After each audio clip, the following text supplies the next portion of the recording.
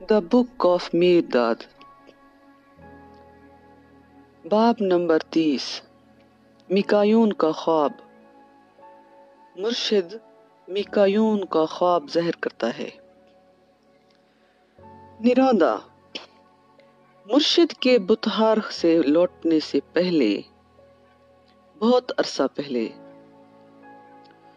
بہت مدت بعد تک میکایون کے برتاؤ سے ایسا دکھائی دیتا تھا جیسے وہ کسی پریشانی میں مبتلا ہو۔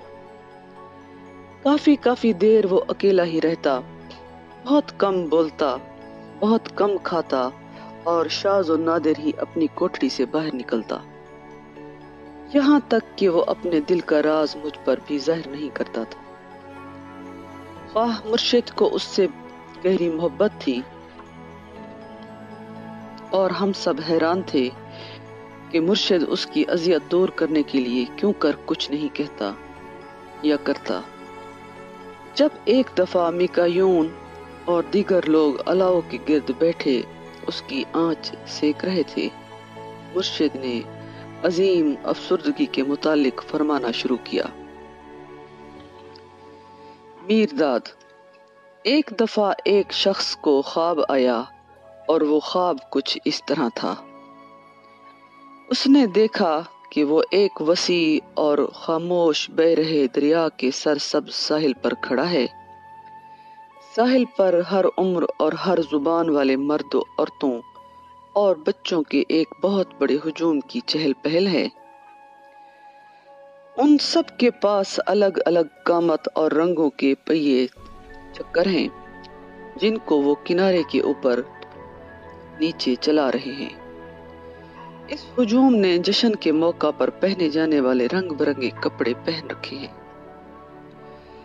اور وہ موج مستی اور ضیافتیں اڑانے کی غرض سے گھر سے نکلے تھے۔ ہوا ان کے شور و غل سے معمور تھی۔ وہ لوگ بے چین سمندر کی طرح اوپر نیچے، آگے پیچھے چڑھتے اور اترتے تھے۔ صرف ایک شخص نے جشن کی تقریب کے شایان کپڑے نہیں پہن رکھے تھے کیونکہ اس کو کسی جشن کی اطلاع نہیں تھی، اور ایک اسی کے پاس چلانے کے لیے کوئی پہیہ بھی نہیں تھا، اور وہ خواہ اپنے کانوں پر کتنا بھی زور دیتا اس کو اس رنگ برنگ ہجوم کے ذریعے بولا جانے والا ایک بھی ایسا لفظ سنائی نہیں دیتا تھا جو اس کی اپنی زبان سے ملتا جلتا ہو، اور وہ خواہ کتنے ہی غور سے دیکھتا مگر اسے ایسا ایک بھی چہرہ دکھائی نہیں دیتا تھا جو اس کا اپنا جانا پہچانا ہو، اور اس کے علاوہ اس کے گرد امڑتا ہوا ہجوم اسے معنی خیز انداز میں دیکھتا تھا، جیسے کہہ رہا ہو، یہ مضحکہ خیز شخص کون ہے؟ پھر اس کو خیال آیا کہ اس جشن سے اس کا کوئی واسطہ نہیں ہے اور وہ بالکل اجنبی ہے، اور اس کے دل میں ایک ٹھیس اٹھی۔ عین اسی وقت اس کو ساحل کے بالائی سرے کی جانب سے بہت بلند شور سنائی دیا، اور اس نے دیکھا کہ ہجوم اپنے دو زانو ہو گیا ہے۔ انہوں نے اپنی آنکھیں اپنے ہاتھوں سے ڈھانپ لی ہیں اور اپنے سر زمین کی جانب جھکا لیے ہیں۔ ایسا کرتے ہوئے وہ دو قطاروں میں بٹ گئے، اور ان قطاروں کے درمیان ساحل کی پوری لمبائی تک ایک سیدھا تنگ راستہ بن گیا ہے۔ یہ نہ جانتے ہوئے کہ وہ کیا کرے اور کس طرف منہ مڑے، وہ اکیلا ہی راستوں کے بیچ کھڑا رہ گیا۔ جب اس نے اس طرف دیکھا جدھر سے شور آ رہا تھا تو اس کو ایک قد آور سانڈ دکھائی دیا جس کے منہ سے آگ کی لپٹیں نکل رہی تھی اور اس کے نتنوں سے دھوئیں کے غبار اڑ رہے تھے، اور وہ بجلی کی سی سرعت سے بغلی راستے پر بھاگتا چلا آ رہا تھا۔ اس نے گھبرا کر غضبناک جانور کی طرف دیکھا اور داہنے بہانے بھاگ کر بچنا چاہا مگر کوئی بھی راستہ دکھائی نہ دیا۔ اس نے یوں محسوس کیا جیسے وہ زمین کے ساتھ جکڑ گیا ہو، اور اس کو اپنی موت یقینی نظر آنے لگی۔ سانڈ جب ٹھیک اس جگہ پہنچا جہاں اس شخص کو جھلستی ہوئی آگ کی لپٹ اور دھوئیں کا احساس ہوتا تھا تو کسی غیبی طاقت نے اس کو اٹھا کر ہوا میں اچھال دیا گیا۔ سانڈ اس کے پیچھے کھڑا تھا اور اس کی طرف اور زیادہ آگ اور دھواں پھینک رہا تھا، مگر وہ شخص اوپر ہی اوپر کو چڑھتا گیا۔ خواہ آگ اور دھواں اس کو ابھی بھی ڈوبتے تھے، مگر اس کو پکا یقین ہو گیا تھا کہ سانڈ اب اس کا کچھ نہیں بگاڑ سکتا، اور اس نے دریا کو عبور کرنا شروع کر دیا۔ نیچے سبز کنارے پر نظر دوڑاتے ہوئے اس نے دیکھا کہ ہجوم پہلے کی طرح گھٹنوں کے بل جھکا ہوا ہے، اور سانڈ اب آگ اور دھوئیں کے بجائے اس پر تیر برسا رہا ہے۔ اس کو اپنے نیچے سے گزرتے ہوئے تیروں کی سرسراہٹ سنائی دیتی تھی۔ ان میں سے کچھ نے اس کے کپڑوں کو چھید ڈالا، مگر کوئی بھی اس کے جسم کو چھو نہ سکا۔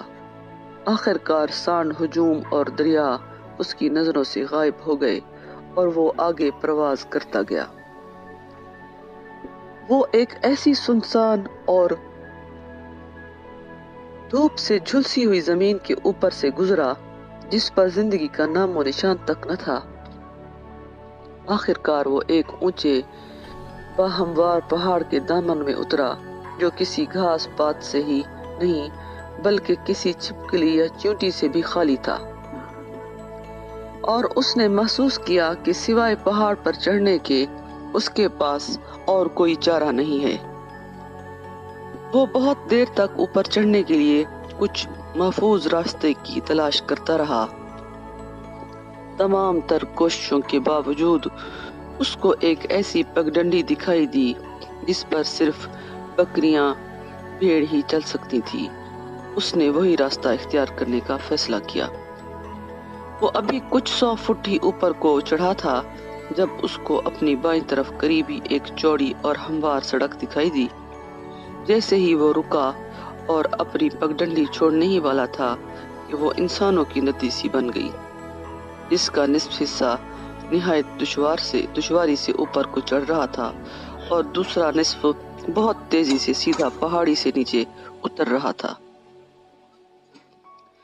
بے شمار مرد و زن اوپر چڑھنے کے لیے جدوجہد کرتے رہے اور سر کے بل نیچے کی طرف لڑھک جاتے تھے۔ جب وہ نیچے کی طرف لڑھکتے تو ایسی چیخ پکار کرتے کہ دل دہل جاتا تھا۔ اس شخص نے کچھ دیر یہ عجیب و غریب نظارہ دیکھا اور سوچا کہ پہاڑ کے اوپر کہیں بڑا پاگل خانہ ہے، اور جو لوگ نیچے لڑھک آتے ہیں وہ اس سے بھاگ کر آنے والے باشندے ہیں، اور وہ اس ٹیڑھی میڑھی پگڈنڈی کو ہی تھامے رہا۔ گرتا پڑتا وہ لگاتار اوپر ہی اوپر چلا جا رہا تھا۔ ایک خاص بلندی پر پہنچ کر انسانی ندی خشک ہو گئی اور اس کی تہہ بالکل ہی غائب ہو گئی۔ وہ شخص اس اداس پہاڑی پر اکیلا رہ گیا۔ وہاں نہ راستہ کی طرف اشارہ کرنے والا کوئی ہاتھ تھا، نہ اس کی پست ہو رہے حوصلے کو بلند کرنے اور تیزی سے ختم ہو رہی طاقت کو سہارا دینے والی کوئی آواز تھی،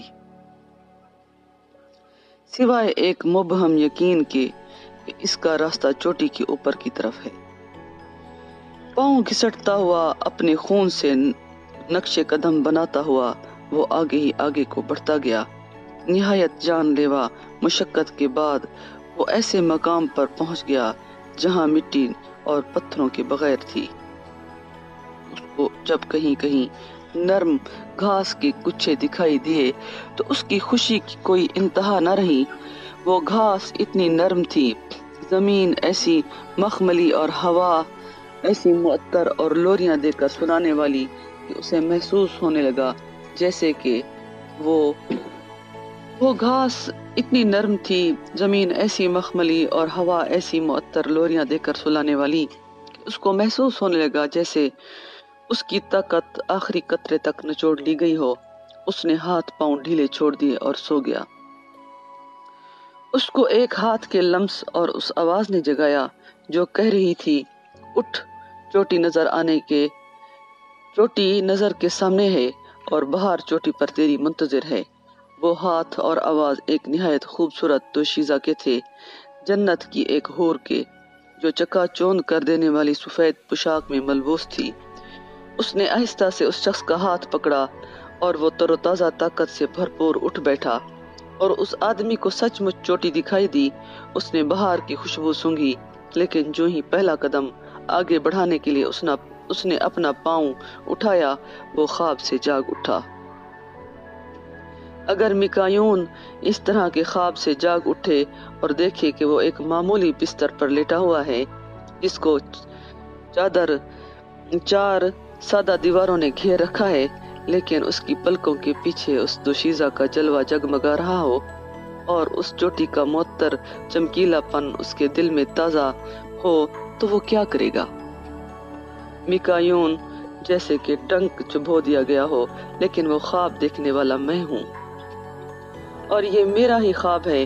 اس دوشیزہ کا جلوہ بھی مجھے ہی دکھائی دیا، اور وہ خواب آج تک میرا تعاقب کرتا ہوا مجھے چین نہیں لینے دے رہا۔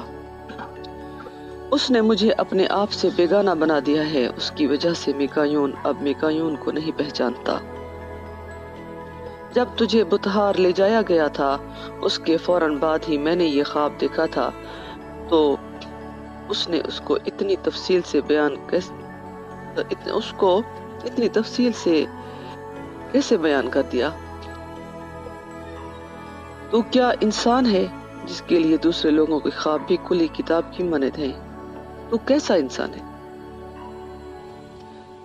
اس چوٹی کی آزادی، اس دوشیزہ کا حسن و جمال، اس کے مقابلے میں اور سب کچھ کس قدر ہیچ ہے۔ ان کی خاطر میری روح جیسے مجھے جھنجھوڑ گئی تھی، اور صرف اس روز میری روح میرے پاس لوٹ آئی جب میں نے تجھے بتہار سے واپس آتے دیکھا، اور تب کہیں مجھے راحت اور طاقت کا احساس ہوا۔ لیکن وہ احساس پھر کھو گیا، اور ایک بار پھر اندیکھے تار مجھے اپنے آپ سے دور کھینچے لیے جا رہے ہیں۔ میرے عظیم ہم سفر، مجھے بچا لے، میں اس کی ایک جھلک پانے کے لیے بے قرار ہوں۔ میرداد، میں اس دنیا میں جو اپنے گھر میں اتنے آرام سے ہے، بے گھر ہونے کے ناقابل برداشت درد سے بچنا چاہتا ہوں۔ میں چاہتا ہوں کہ اس دوشیزہ کے پاس اسی چوٹی پر چلا جاؤں۔ میرداد، تو بھی خوش ہو کہ تیرے دل میں عظیم افسردگی بیدار ہو اٹھی ہے، کیونکہ یہ میرا ناقابل تردید وعدہ ہے کہ تجھے اپنا ملک اور اپنا گھر ملے گا، اور تو اس نازنین کے پاس اس چوٹی پر پہنچے گا۔ ابھی مار، واسطہ رب کا ہمیں اس افسردگی کے متعلق تفصیل سے بتا۔ ہم اس کی کن علامتوں سے پہچان کر سکتے ہیں؟ باب نمبر 30 مکمل ہوا۔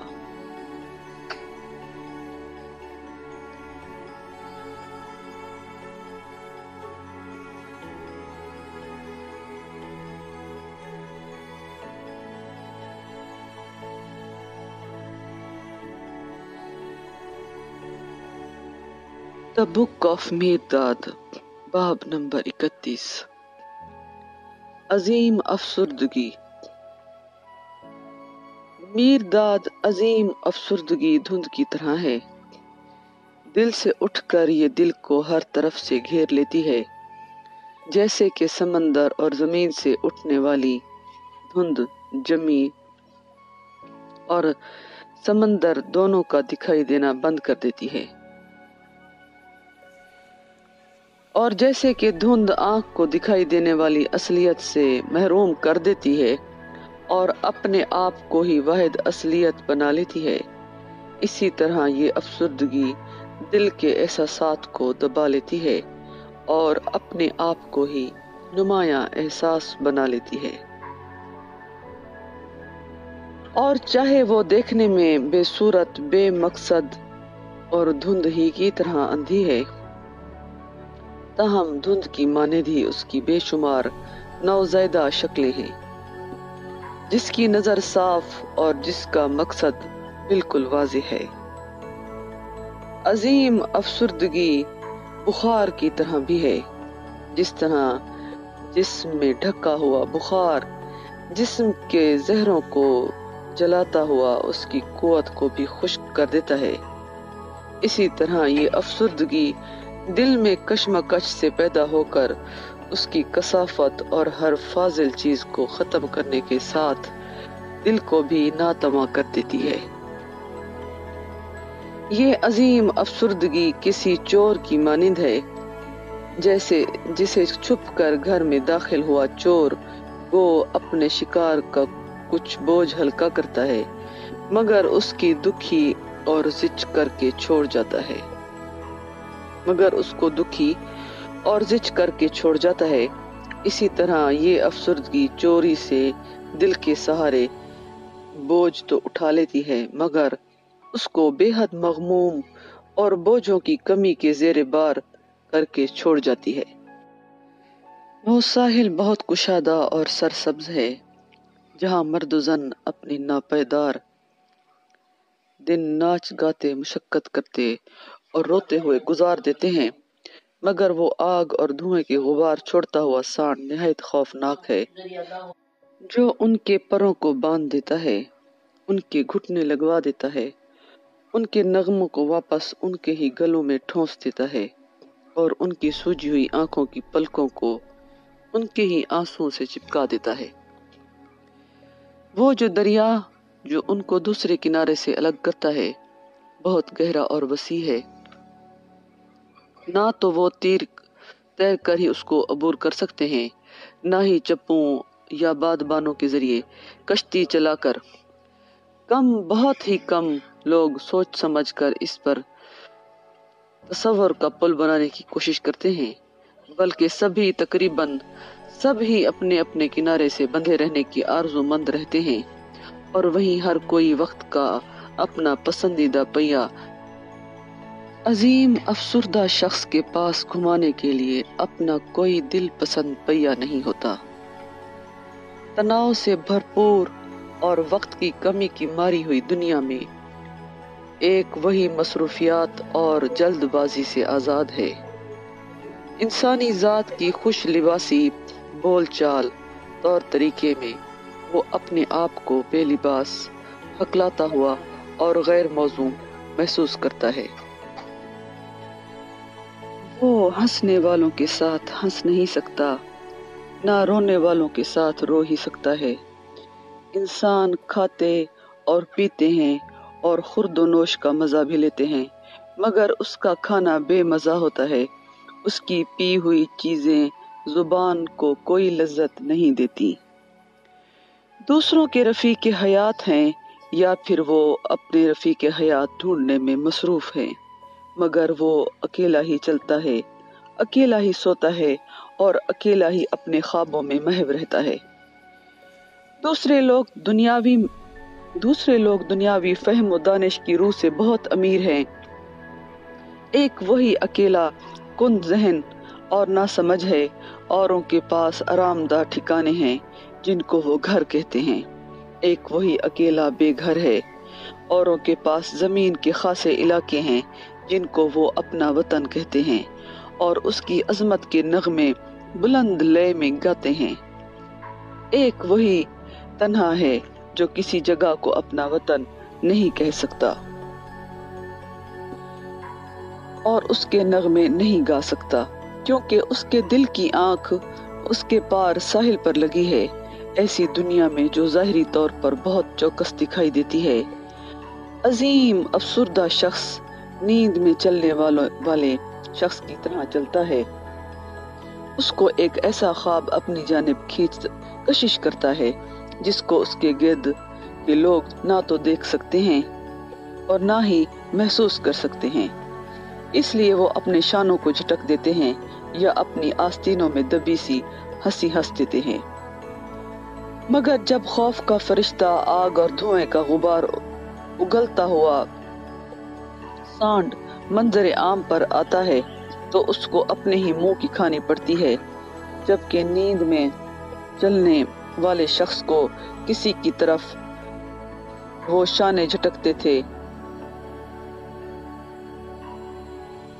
اور اپنی آستینوں میں दबी सी हंसी हंसते थे। उसे यकीन के पंख इनसे और उनके सांड से ऊपर ही ऊपर उड़ा ले जाते हैं और उस पार के साहिल पर वाक़े नाहमवार कोहसार के दामन में पहुंचा देते हैं। जिस जमीन के ऊपर नींद में चलने वाला मुसाफिर उड़ता है वो उजाड़, बियाबान और बेरंग है, मगर यकीन के पंख बहुत मजबूत हैं और वो शख्स आगे ही आगे उड़ता चला जाता है। जिसको कोहसार के दामन में उतरना है वो उदास, बेबर्गो गया और हैबतनाक है, मगर यकीन का दिल गैर मगलूब है और उस शख्स का दिल दलेरी से धड़कता है। कोहसार पर चढ़ने वाली पगडंडी चट्टानी फिसलन वाली और बड़ी मुश्किल से दिखाई देने वाली है, मगर यकीन का हाथ रेशम की तरह नरम, कदम मजबूत और निगाह तेज है और वो शख्स ऊपर ही ऊपर चढ़ता चला जाता है। रास्ता में उसको वो मर्द और औरतें मिलती हैं जो एक कुशादा और हमवार सड़क की राह से कोहसार पर चढ़ने के लिए जिद्दोजहद कर रहे हैं। ये हकीर अफसुर्दगी वाले मर्दोजन हैं। वो चोटी पर पहुंचने की ख्वाहिशमंद तो हैं, मगर एक लंगड़े और नाबीना रहबर की वसातत से, क्योंकि उनका रहबर उनका वो यकीन है जिसको आंख देख सकती है, जिसको कान सुन सकता है, जिसको हाथ महसूस कर सकता है, जिसको नाक और जुबान सूंघ और चख सकते हैं। उनमें से कुछ कोहसार के टखनों से ऊपर नहीं चढ़ सकते। कुछ घुटनों तक पहुंचते हैं, कुछ कूल्हों तक और बहुत कम कमर तक, मगर वो सब के सब माए अपने रहबर के कोहसार से नीचे लुढ़क जाते हैं और उनको खूबसूरत चोटी की झलक तक भी नसीब नहीं होती। क्या आंख वो सब कुछ देख सकती है जो शायान दीद है, और कान वो सब कुछ सुन सकता है जो काबिल शुनीद है? क्या हाथ वो सब कुछ महसूस कर सकता है जो काबिल लम्स है, और नाक वो सब कुछ सूंघ सकती है जो लायक शमा है? या क्या जुबान वो सब कुछ चख सकती है जो काबिल ज़ायका है? जब खुदाई तसव्वुर से पैदा हुआ यकीन उनकी इमदाद को पहुंचेगा, हवा से खमसा सिर्फ उस वक्त तक ही ठीक तरह से महसूस कर सकेंगे और इस तरह चोटी तक पहुंचने के लिए सीढ़ियां बनेंगी। यकीन से बेबहरा हवा से खमसा निहायत नामोतबर रहबर होते हैं। उनकी सड़क निहायत कुशादा और हमवार मालूम होती है, मगर इसमें खुफिया जाल और गड्ढे होते हैं, और जो लोग निजात की चोटी पर चढ़ने के लिए ये रास्ता इख्तियार करते हैं वो या तो रास्ते में दम तोड़ देते हैं या फिसल कर और लुढ़क कर वापस अपनी जगह आ गिरते हैं जहां से वो चले थे, और वहां अपने बेशुमार शिकस्ता हड्डियों को जोड़ते हैं और अनगिनत खुले जख्मों को रफू करते हैं। हकीर अफसुर्दगी वाले लोग वो लोग हैं जिन्होंने अपने हवा से खुमसा से एक दुनिया की तामीर की होती है जो उनको बहुत जल्द निहायत तंग और घुटन वाली महसूस होने लगती है, और इसलिए वो बड़े और हवादार घर के लिए बेकरार रहने लगते हैं, मगर वो नया सामान और नया मअमर कारीगर ढूंढने की बजाय पुराने सामान को समेटकर यकजा कर लेते हैं और सबका मेमारी को हवा से खमसा से तलब करके फरमाते हैं कि हमारे लिए दूसरा खुला मकान तामीर कर दो।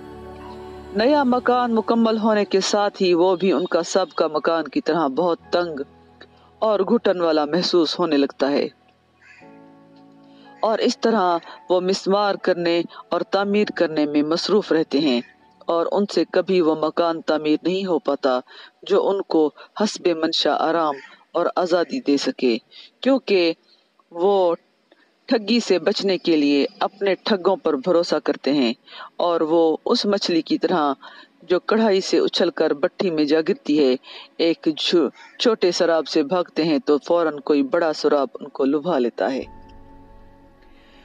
अजीम अफसुर्दगी और हकीर अफसुर्दगी वाले लोगों के दरमियान ऐसे खरगोश इंसानों के बहुत बड़े झुंड हैं जिनको कभी उदासी का एहसास तक नहीं होता। वो इसी में मुतमईन रहते हैं کہ اپنی بل کھود لی، اسی میں زندگی بسر کی، بچے پیدا کیے اور اسی میں مر گئے۔ ان کو اپنی بلیں نہایت شاندار، کشادہ اور گرم محسوس ہوتی ہیں، اور وہ ان کو کسی عالی شان شاہی محل سے بدلنے کے لیے کبھی تیار نہیں ہوتے۔ وہ سب نیند میں چلنے والوں کا مذاق اڑاتے ہیں، خاص کر ان کا جو اس پگڈنڈی پر چل نکلتے ہیں جس پر کوئی نقش قدم خال خال ہی ملتا ہے، اور وہ بھی آنکھوں کا خون خشک کر کے۔ اپنے ساتھی انسانوں میں عظیم افسردگی والے شخص کی کیفیت کچھ اس طرح کی ہوتی ہے جیسے گھر کی مرغی کا انڈے میں نکلا گیا اور مرغی کے چوزوں کے ہمراہ ٹاپے میں پروان چڑھا عقاب کا بچہ۔ اس کے بھائی چوزے اور ماں مرغی چاہتے ہیں کہ وہ بچہ عقاب انہی کی طرح ہو، وہی فطرت، وہی عادات، وہی طرز زندگی اختیار کرے، جبکہ وہ چاہتا ہے کہ یہ اس کی طرح کھلی ہواؤں اور لامحدود آسمانوں کے خواب لینے والے ہوں۔ وہ جلد ہی اپنے آپ کو اجنبی اور اچھوت کے طور پر پاتا ہے، اور وہ چوزے مائے اپنی ماں کے سبھی اس کو چونچے مارتے ہیں، مگر اس کو اپنے خون میں بلند چوٹی کا بلاوا اور زور سے سنائی دیتا ہے۔ ڈربے کی سڑاند اس کی ناک میں کھٹکتی ہے، جب تک اس کے پر پوری طرح نکل نہیں آتے وہ یہ سب کچھ چپ چاپ برداشت کر لیتا ہے، اور پھر ہوا پر سوار ہو جاتا ہے اور اپنے سابقہ بھائیوں اور ان کی ماں پر محبت آمیز الوداعی نظر ڈالتا ہے، جبکہ وہ مزید دانے اور کیڑے ڈھونڈنے کے لیے زمین کو کھودتے ہیں اور ساتھ ہی ساتھ مستی میں آ کر کڑکڑاتے جاتے ہیں۔ خوش ہو مکایون کہ تیرا خواب کسی پیغمبر کا خواب ہے، عظیم افسردگی نے تیری دنیا کو بہت چھوٹا کر دیا ہے اور تو اس دنیا میں ایک اجنبی ہو کر رہ گیا ہے۔ اس اداسی نے تیرے تصور کو حواس کی جابرانہ گرفت سے چھڑا دیا ہے، اور تصور تیرے لیے یقین کا نذرانہ لے کر آیا ہے۔ تجھے متعفن اور ناک میں دم کرنے والی دنیا سے اوپر اٹھائے گا اور تجھے ویران خلاؤں سے ناہموار کوثار پر پہنچا دے گا، جہاں لازماً ہر یقین کو پرکھا جاتا ہے اور اس میں سے شبہ کا آخری شمع تک صاف کیا جاتا ہے۔ اس طرح پاک شدہ اور فتح یاب یقین ابدی سرسبز چوٹی کی حدود پر پہنچنے تک تیری رہنمائی کرے گا اور عرفان کے ہاتھوں میں سپرد کرے گا۔ اپنا کام انجام دے کر یقین سبکدوش ہو جائے گا۔ عرفان تیرے قدموں کو چوٹی کی لا بیان کھلی فضا کا راستہ دکھائے گا، جو خدا اور خود پر فتح یاب انسان کا حقیقی لامحدود اور ہر لحاظ سے مکمل مسکن ہے۔ میکایون، تو امتحان میں پورا اترنا، تم سب پورے اترنا۔ اس چوٹی پر ایک لمحے کے لیے کھڑے ہونے کے لیے ہر طرح کا درد برداشت کرنا حق بجانب ہے، مگر اس چوٹی پر ہمیشہ کے لیے رہنا ابدیت کی قیمت چکانا ہے۔ ہمبال، کیا اب تو ہمیں ایک نظر کے لیے، خواہ اس کی مدت کتنی بھی کم ہو، اپنی چوٹی پر اٹھا کر نہیں لے جائے گا؟ میرداد، اتاولا مت بن۔ میرداد، اتاولا مت بن۔ ہمبال، اور اپنے وقت کا انتظار کر۔ جہاں میں آرام سے سانس لیتا ہوں وہاں تجھے دم کشی ہوتی ہے، جہاں میں سبک بار چلتا ہوں وہاں تو ہانپتا اور ٹھوکر کھاتا ہے۔ تو اپنے یقین میں ثابت قدم رہے، اور یقین یہ بڑا کام کر دکھائے گا۔ یہ تعلیم میں نے نوح کو دی تھی، یہی تعلیم میں تمہیں دیتا ہوں۔